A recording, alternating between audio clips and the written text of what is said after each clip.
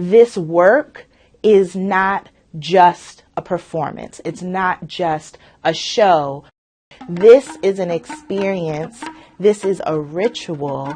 This is a ceremony. I want people to experience something that they may have never experienced before.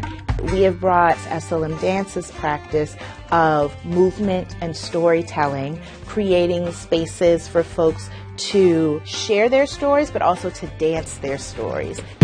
It is a mood. Beautiful stages rooted in history. Come on now, all right. Expect to participate and to be involved in the process of creating the work.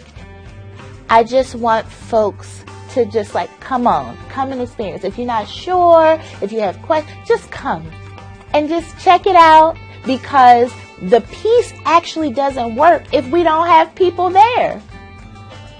You are an integral part of making this happen.